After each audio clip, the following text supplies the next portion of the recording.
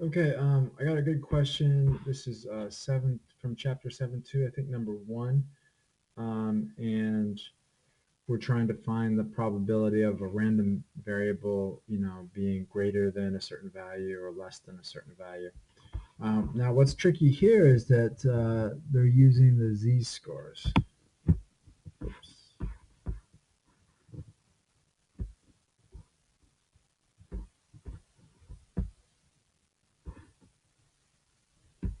And sorry about that.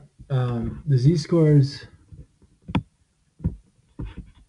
are really just, they were more important in days when there were a lot more important days when you had to use tables to figure out what the probabilities were, because you could make any normal curve into the standard normal curve, which is just setting the mean to 0 and having z-scores computed for any value as the distance. Really, the z-score is just the distance in standard deviations a particular value is from the mean.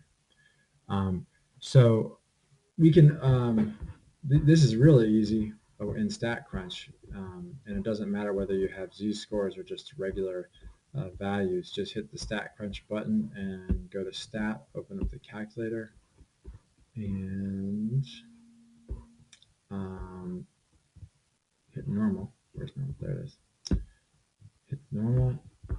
And since we got a standard normal curve, our mean is 0, our standard deviation is 1, right? And we're asked in these questions to determine the area under the curve that lies to the left of, right? So it's less than any of these particular values. So if I want to know the percentage of the curve that's underneath 0.41, that's definitely going to be more than half, right? Because 0.41 is about right here. And let's figure out exactly, compute it.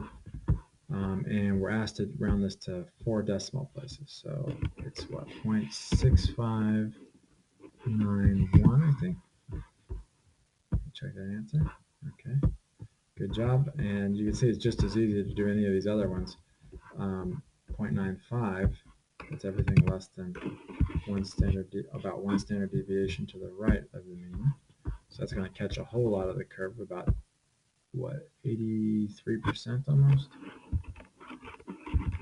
82.89. If I've rounded correctly. Okay, nice work, Hendrik. All right, and then negative. I'm just going to bring that back so you can see the picture.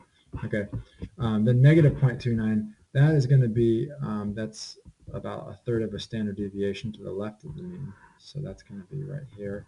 And we're talking to all the area under the curve to the left. So that's going to be a little bit under 50%. What I'm doing right now is, you don't really have to do it. You can plug all these numbers in and get the probabilities, but it's good to give yourself that little second. Excuse me.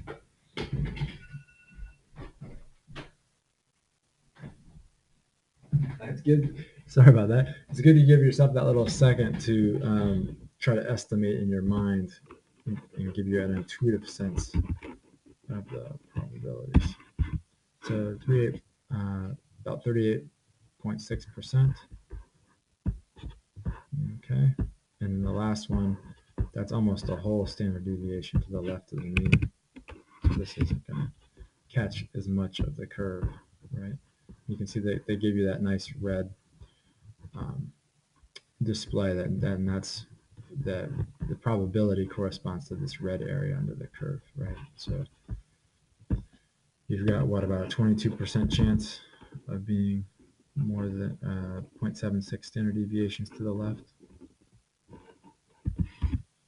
Okay.